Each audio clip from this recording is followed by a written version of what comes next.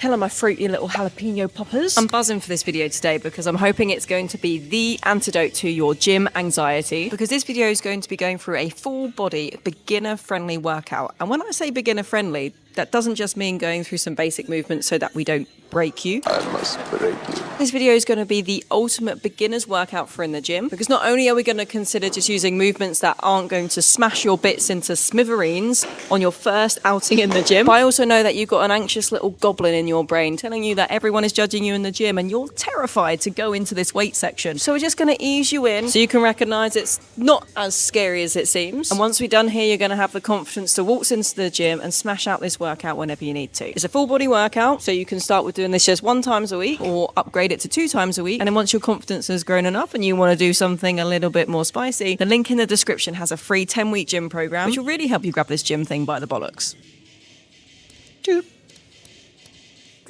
But before we get into anything, let's go warm up and lube up these joints. So if you're weight training in the gym, you really don't need to get your knickers that twisty about how you go about the warm up. I definitely see people do super elaborate warm up routines that like take 20 to 30 minutes, by which time it's probably time to go home. And so you don't want to make sure the main part of your workout is the warm up. The warm up is to, well, warm you up. So prep your body, your mind, ready for the work that it is that you're about to be doing. Personally, my warm-up will take somewhere between 7 to 10 minutes. A couple minutes on a cardio machine just to get my heart rate a little bit elevated. If I'm feeling super stiff, I might be doing a few mobility movements, which I will do today just to take you through a couple that are going to open up the hips a little bit before we get down and dirty with some of the workout. And then the most important thing that I recommend doing with your warm-up, and this especially gets more important as you get more advanced in your training, is going through warm-up sets. So the best way to warm up your body for the movements that you want to do is to, well, do the movements that you want to do, just lighter and less intense. So spoiler alert, the first movement we're going to be doing is a variation of squat. So doing squats with some body weight and then slowly building up to the load that you're going to use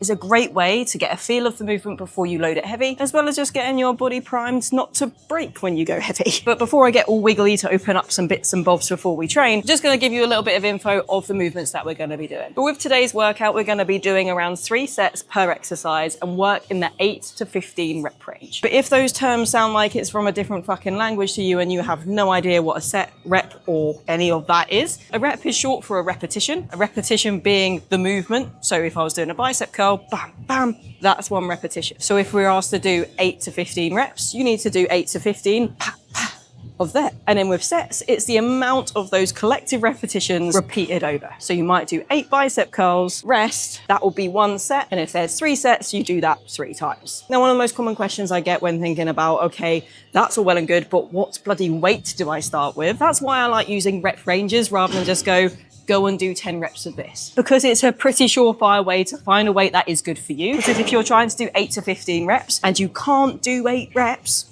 you've gone too heavy. Drop down the weight and try to get to at least 8 reps. If you can do 15 reps with good form and it feels all right, you've gone too light, and you can have the confidence of going up a weight, which might bring you closer to doing like 8 or 9 reps rather than 15 reps. But that's the whole point of the rep range thing. And then if you are going to repeat this workout, as a bonus little tip for you, each week that you are repeating this workout, try to add a couple of reps in. So 1 week you might do 9 reps, and then the next week you might be able to do 10 or 11, and the next week you might be able to do 11, 12, or even 13. Eventually you're going to get to the point where you can do 15 reps, and when that happens, you're like, holy shit, I've got stronger.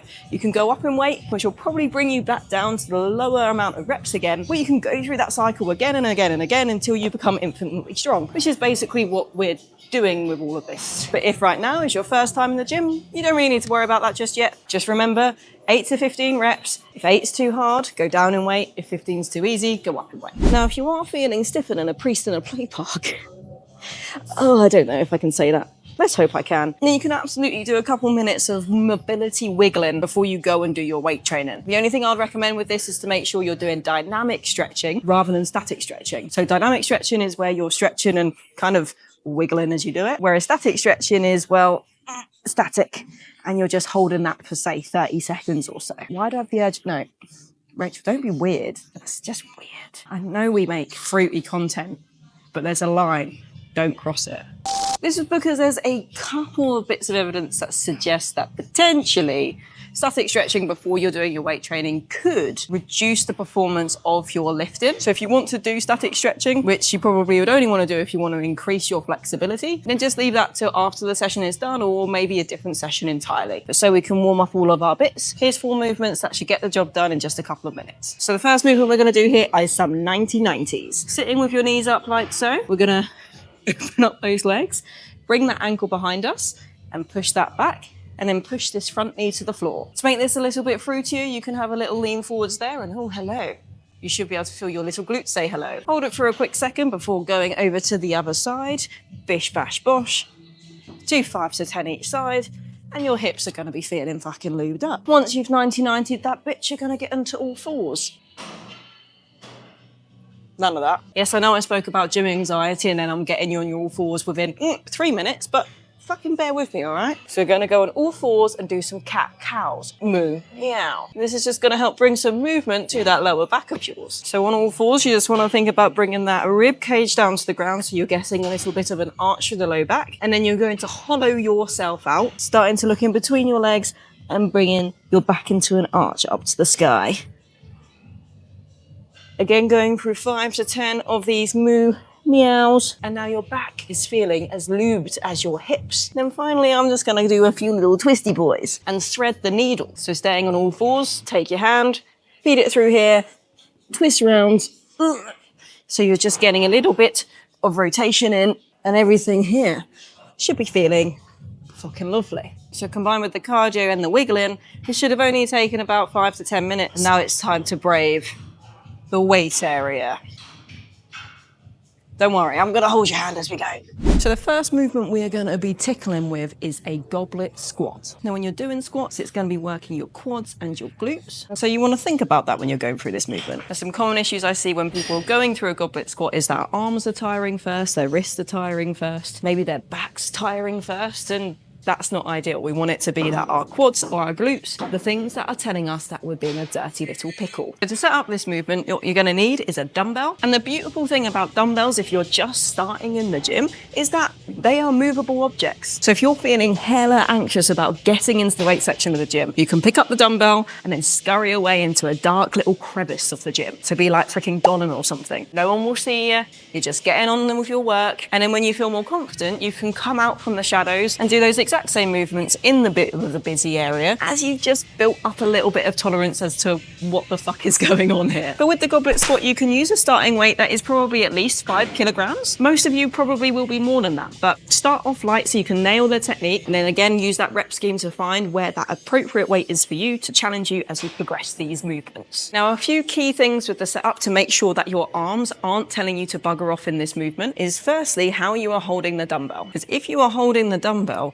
like this, when you go heavier, it often feels like you're having to hold that weight up and your biceps are just like, mate, what are you playing at? This is too much for me. So instead we want to take the palm of our hand and the flat bit of the dumbbell and wedge the dumbbell into the palm. Do the same with the other hand so we're nice and symmetrical, and have it so your elbows and your wrists are directly underneath each other. When you go heavy, your wrists might not be too happy, but generally for most of the weights, you're gonna be pretty fine in this position. And the next mistake I see people make, which makes it go to the arms more than the legs that we want to, is that you hold the dumbbell out here somewhere. So when you're squatting, not only are your arms having to fight to keep that weight, but also you usually have to lean forwards quite aggressively, which means that when you're then coming up, it's going more to your low back rather than the quads or your glutes, which again is what we're trying to do here. So to ensure that doesn't happen, just keep that dumbbell nice and close to you. Wedge the dumbbell into the valley of your tits or your cleavage. I don't really know what the kids are calling it these days. I've never had one. Oh dear, that wasn't meant to come out, but oh well.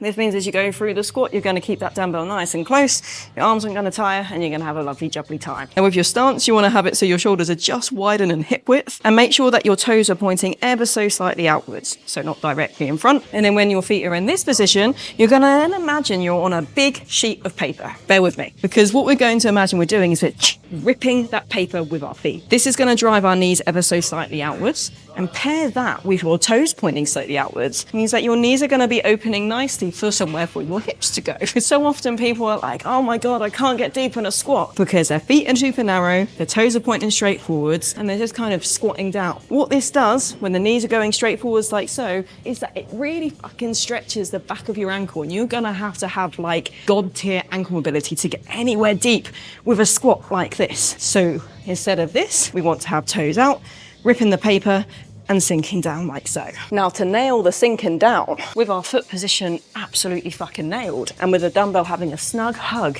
in our breasticles, we're gonna initiate the movement with a little bit of a hinge, AKA throwing the arse back. A really easy way to imagine this is if you have gone shopping, you have taken your shopping out of the car, you're walking away with your shopping and you thought, fuck me, I've left the fucking door open, but you haven't got any hands to shut the door. You're gonna close the car door with your arse, and that is the start of your hinge. So throw the arse back, and then from here, imagine you're having a cheeky little nature wee, so you're having to squat nice and low to the floor so that you can aim well with your piss.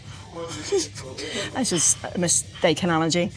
And then stand back up. Now, it might be the case you can't quite get that low when you're first starting your squats, which is absolutely fine. The gym is a place for you to improve, and over the weeks, just go where feels comfortable and then look to increase on that range of motion the more you do this. So as mentioned, we want to do 3 sets of 8 to 15, resting 1.5 to 2 minutes in between sets, and then we're going to head over to our next exercise. With these movements, I'm going to give you a couple of options. So if you want to keep on hiding in the corner, doing your thing, you can do that. But if you want to flirt with a couple of machines, then I'm going to give you an option to do that as well. But to kick off our upper body part of this workout, we're going to be working the tits and the triceps. And you've got 2 options here. Sorry, I don't know why I'm swearing at you. But we can either go for a modified push-up, which you can do in any dark little corners that you might be hiding in. Or if you're feeling brave enough, we're going to head over to the chest press machine and start building up our titty strength over there. 3 sets, 8 to 15 reps, whichever one you choose. You should know the drill by now. But if you're going to be doing the modified push-up, this is how you're going to set it up. First of all, you're going to get yourself into a cheeky little plank position. So with that, you want to have it so that your wrists, your elbows, and your shoulders are all in line with each other. We don't want to have it so that our hands are out here, because that's going to feel fucking terrible. So you want to have those joints in line, and then from there we're just going to go and get on our knees. This should put you in a pretty decent starting position, and then we're going to lower our chest down to the floor. Now, a few little common mistakes I don't want you little scallywags making is that when you bring your chest down to the floor, your elbows are flaring out to the side like so. That tends to feel tremendously terrible through the shoulders, and well, you deserve better than that. So instead, what I want you to think about is sending your elbows back towards your hips. They're traveling back like so. Another way to think about this is if you're having your elbows flared, you're gonna be looking like a capital T. Whereas if you tuck those elbows in ever so slightly, you're gonna look like a capital A. And you want to look like a capital A for awesome, rather than a capital T for toad. You can make this movement easier by bringing your knees closer to your hands so you have less vertigo, but that tends to feel a bit awkward, which is why I would recommend something like an incline push-up, so pushing up from a higher elevated surface, and doing that in something like a squat rack or a Smith machine is a really awesome option. But I appreciate that is quite terrifying for a lot of you, which is why I'm recommending the kneeling version here. But if all of that sounds freaking horrendous, then you can always do the chest press machine, which I'm going to go show you now. Now, the machine chest press is really great to build a bit more confidence with training the tit-tatters without having to do things like dumbbell bench presses just yet. And if you just find kneeling push-ups freaking big. But to make sure you can actually feel this movement in the place that the sticker tells you to feel it, there's a few important things that we need to do with the setup. The first thing is make sure that these handles are in line with, well, I was going to say your nipples, but it depends on your boobage. Think like teenage boy. No, that's weird. But essentially the mid-chest is what we're aiming for here. So in order to make that happen, we're gonna have to scooch this seat up and dingo dango, we're in. Then what we wanna make sure we're doing when we're doing the press is that in this position, our wrists and our elbows are stacked. So what I mean by that is that we don't go so narrow that when we then go into the pushing movement, the elbows are coming out to the side like so, because that can feel a little bit wanky. We want to have it so the wrists and the elbows are stacked. And it also means we don't want it to have it so that our elbows are drooping down, because we can lose a lot of power that way. Again, we want to have that stacked position. So sitting down, tip with nip. Well enough we're finding that stacked position, we're then just going to drive that weight away from us before slowly coming back down till you feel a bit of a stretch, and then drive again. Now your chest is feeling sufficiently satisfied, it's time to do the back boobs. And we're gonna start doing some rowing. With this, if you wanna keep to the dumbbells and stay hidden, we can do some dumbbell bent over rows. I'm also gonna show you how to do the cable row, as actually the cable row is easier to do from a technique standpoint, so it might be a better place for you to learn. I just appreciate you might still be hiding from all those machines. Now, a really important thing when you are setting up a dumbbell bent over row, or any bent over row, is that we're getting our posture to be really bloody sexy. Because a really common mistake I see people make is when they think bend over, they just, well, bend over. So you just think that you bend over, and then when you're rowing from here, there's no bracing really going on, and it just feels fucking awful. So you want to make sure that you're bending over with brilliance. And with that, we're going to go back to that nifty little thing that I told you about initiating with a hip hinge, aka groceries out the car door, sending it back to shut that door. Because to get yourself into that bent over position, if we initiate that with the hinge, and then think about keeping our knees back as we push our hips back, we're going to get into this lovely bent over position where when you add dumbbells to this situation, it feels a lot fucking lovelier.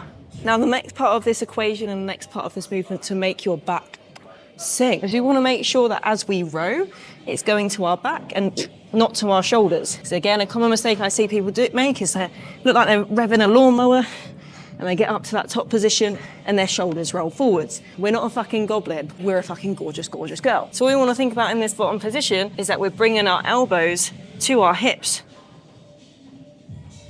and getting a squeeze there. So instead of just bringing that weight up, you're driving with the elbow, sending it back towards your hips. So putting this concoction together, starting in the top position, hinging at the hips, sending the hips back, getting into this bottom position before sending those elbows to your hips, having a squeeze and coming back down to perform your bent over row. And yeah, I did say there's a lot of moving parts here. I wouldn't say this is the best beginner exercise, but as I say, you want to stay hidden. But if you're open to flirting with some machines with me, we're going to head over to the cable row, which you can do instead of that movement to really light up those back bits of yours. Now, if you're kind of liking this vibe of me giving you a couple of different options here, then you're probably going to really bloody enjoy my training app, because we've got a range of beginner, intermediate and advanced training programs, guidance on your nutrition, and an ability to track your workouts with form videos for every single movement that you're going to be doing. And we make it so that in each workout you can swap exercises for if you're too anxious to use one machine, or if a machine is taken and you want to get in and out and just get your workout done. I'll put a link somewhere around here for you to go and check it out if you want to, but if not, we're going to go for this juicy little cable row. So with a cable row, you usually have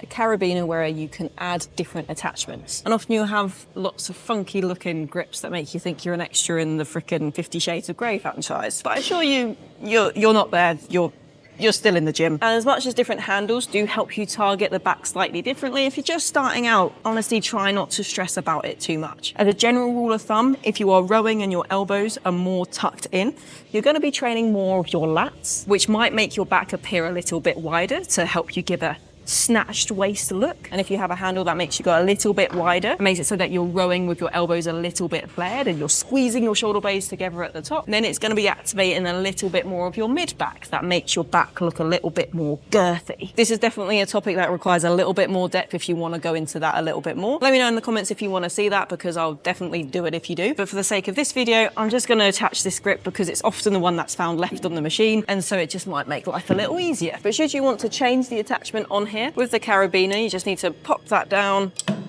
hook the attachment out, put in the one that you want to, and you're good to go. Now for the row itself, you normally have a place to plant your feet. Make sure you do this because it means that you have somewhere to brace against, which will help you go heavier with the movement. But the way that I tend to do it is that I get quite close to the machine so that I can reach the handle, and then I kind of squat the weight away to scooch my ass back a little, and then we're in a position where all the way through the movement there's tension on the cable. Because if you're here all the time, not only does this feel quite fucking awkward, it looks quite fucking awkward, I imagine.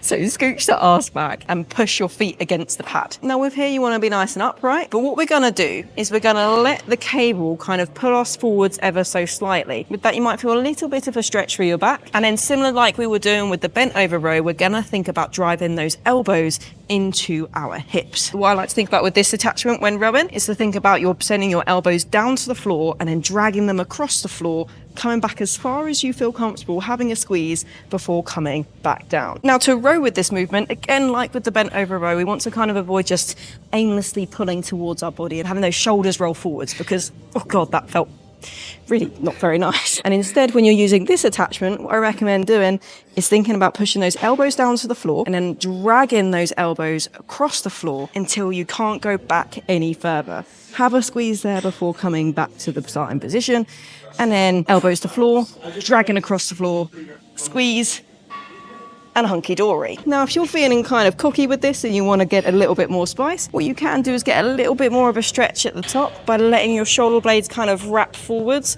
and letting the cable kind of pull you forwards.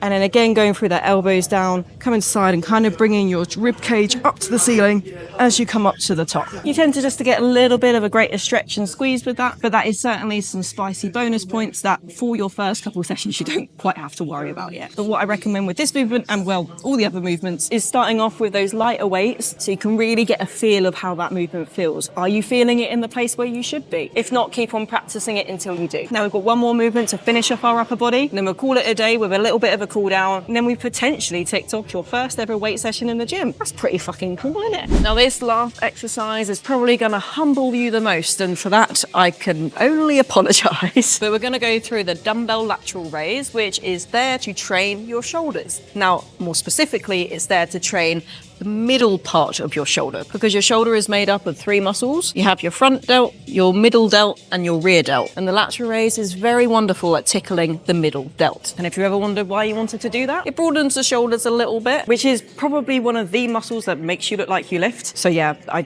don't do them. And if you have broader shoulders, it tends to allude to a smaller waist, which is fun if you're into that. So setting up for this movement is super fucking easy. You start off by standing with your dumbbells down to the side. Make sure you've gone for a light weight with this. Don't say I didn't warn you. Now to start the movement, we're gonna think about pushing the dumbbells down to the floor. And then what I want you to think about is dragging your knuckles up the corners of the room. So instead of going straight out to the side like so, or out in front of you, you're going around a 45-degree angle, and that should line up beautifully with your middle delts. Now with the common mistakes you want to avoid with this one is leading with the wrists. Quite often I see people doing this, like they're trying to, wave down an aircraft or something. The end of the movement is finishing with their wrists up here and the elbows down there. Something that helps with this is you're thinking pinkies up, and it's your pinky fingers that are being dragged across the wall, so that when you're coming up to the top, it's not like this, it's like this. And we also want to make sure we're keeping our ego in check with this move, because it is very, very normal to use very lightweight with this movement, and then when you progress, you're not going to progress by much. In that something like a dumbbell squat, you might find that you are progressing 2.5 kg every few weeks or so. You're not going to find that with this movement. And if you want to get all nerdy about that, one of the reasons is that your middle delt isn't as strong as your quads and your glutes. And the other reason is that when weight is further away from your body, it gets heavier. Think of it this way. If I was just holding the dumbbells like this, I could hold it all fucking day because it's in line with the joint. Whereas as that weight gets further away from my body, I definitely couldn't hold it there all day, and I'm really struggling to hold it there right now. But the moral of the story is it's going to be slow to progress. So try not to force the issue through swinging like a little bit of a silly goose and trying to keep that form consistent and just fighting to add a rep or two every few weeks is a very good rate of progression on this movement. And that, my spicy little fuck nugget, is the wrap. So if you have gone and completed this workout, fucking well done. I'm dead proud of you, and you should be dead proud of yourself too. But if you have watched this video and thought, that was lovely, but the thought of going to the gym still makes me shit my pants, then let me just grab you for 2 more minutes before you go away. So I want to talk to you about gym anxiety and why you need to sack it in the bin with maybe a perception shift that will help you do that. Because 100%, I get it. It's fucking terrifying going into a gym, doing something new, like lifting weights, which is very much a skill-based activity, which you're probably going to do wrong the first time. Like the first time you ever do something is always the shittest you're going to be at it. And doing that in front of other people, yeah, it's intense, and I get that. But something that really helps me overcome my own gym anxiety to the point where I can go around and be that wanker with a tripod talking into the camera, even though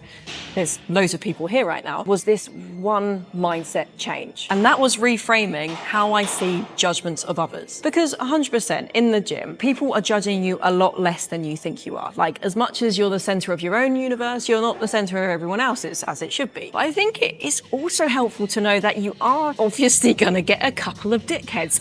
Look, I'm just gonna be honest with you. There's dickheads everywhere, and the gym isn't immune to dickheads being there. And sometimes you might get someone judge you a little bit longer or a little bit harder. Granted, it's very rare. I can count it on one hand when I've had a bit of an unpleasant experience with someone in the gym making comments or something. But the mindset shifts that I took there isn't that, oh, no one's judging me, no one's thinking about me, I'm just going to focus on my own thing. Because to be real with you, yeah, sometimes people have unpleasant experiences in the gym, whether that is someone making a comment on someone's form or the classic people taking the piss out of newbies in the gym. Like, I've seen it on social media. I don't think it happens anywhere near as much in real life, but I know that those worries are very, very real. And yeah, I think it is real that there's going to be a couple of dickheads, as there is in every walk of life, that probably takes it upon themselves to be more of a judgy prick. So with the mindset shift around that, I'm going to ask you this question. If someone's going to be a judgy prick, if you no longer do the thing that they're judging, who is the real loser? Is it them who just cast judgment for like a second and then they're probably going to judge something else equally as hard because they think they need to be up in everyone's business every fucking time? Or is it you who, because you're worried about that very small population of people that might judge you for 5 seconds of their day, doesn't do the really incredible things that are going to improve their life? Because yeah, getting stronger, building muscle, doing workouts like this, it's going to help you age with grace as you build strong old lady bones, strong joints, improve your metabolic health. It's going to help you increase your body confidence as you change your physique and do really cool shit with your body you never knew you could do because you get really freaking strong. Like, the quality of life potential gain here is huge. And to miss out on that because of that little prick over there, like, nah, fuck it. Let them judge you. Keep on focusing on your own thing. And over time, judgments of others will just hit you less and less and less. Take it from me as someone that used to be super anxious about going to the gym and now records silly little videos on a silly little tripod in front of an absolutely busy gym. It gets easier with more exposure and more practice of putting yourself out of that comfort zone like these workouts will do. So if you need to start small and start in the corner like I've recommended, that's fine. Just give it a go, give it a wiggle, give yourself time to build in confidence, because confidence is something that you earn by putting yourself in these situations. So go get it done. I hope you enjoyed the video and I cannot wait to see you on the next one.